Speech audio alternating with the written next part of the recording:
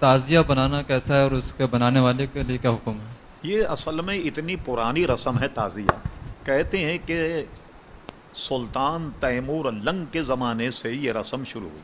آپ کو تعجب ہوگا سن کے، اعلیٰ حضرت فاضل بریلوی سے بھی 50 یا 100 سال پہلے علامہ فضل رسول بدایونی رحمۃ اللہ علیہ نے بھی تعزیہ داری کے خلاف رسالہ لکھا.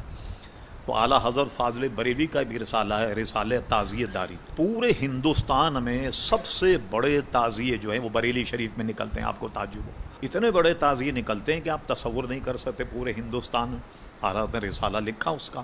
تعزیے کو جیسے امام حسین کا مزار اس قسم کا ماڈل بنا کر کہیں رکھ دیا جائے، اس میں کوئی حرج نہیں. جیسے ہوتے ہیں اب تاج محل کا ماڈل بنا ہوا، یا کعبے کا کوئی ماڈل، یا مسجد نبی کا فوٹو سمجھ لیں یا ماڈل کہیں رکھا ہوا، اس میں تو حرج نہیں.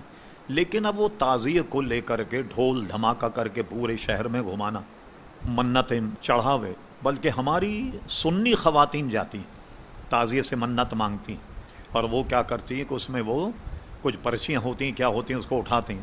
اس میں اگر کیلا آ جائے تو سونے کا کیلا بنا کر کے چڑھاتی ہیں آئندہ میں چھوٹا سا. کوئی سیب آ جائے تو چھوٹا سا سیب بنا کر کے چڑھاتے ہیں. خدا میں تو دعا کرتا ہوں کسی کے ہاتھ تربوز نہ آ جائے، مہنگائی کا دور ہے، کیسے چڑھائیں. یہ ساری چیزیں بالکل لغو اور بیکار ہیں. اب یہ دیکھیے 10 دن تک تعزیہ آپ کو بیٹا بھی دے رہا ہے، بیٹی بھی دے رہا ہے، نوکری بھی دے رہا ہے، رزق میں برکت بھی دے رہا ہے، سارا دے رہا ہے. 10 تاریخ کو اس کو لے جا کر کے توڑ مروڑ کر کے سمندر میں ڈال دیتے.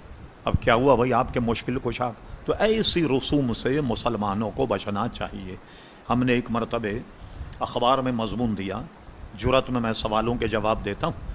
کسی نے سوال کر لیا، میں نے دیا تو پورا ہنگامہ شیعوں نے کر لیا، یہاں تک کہ اخبار والے کو معذرت کرنی پڑی. میں نے تو معذرت نہیں کی، میں نے کہا میں تو اپنے مذہب کے متعلق لکھا، یا آپ یہ سوالات مجھے بھیجیں نہیں، آپ مجھے سوال بھیجیں گے تو میں تو لکھوں گا.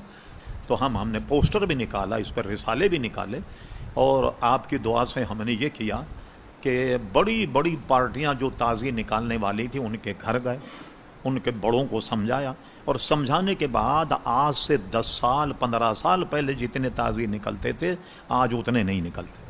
میں آپ سے صحیح کہتا ہوں، اگر سنی یہ تعزیہ داری کی رسم ختم کر دینا تو 10 محرم کو پتہ لگ جائے گا شیعہ ہیں کتنے.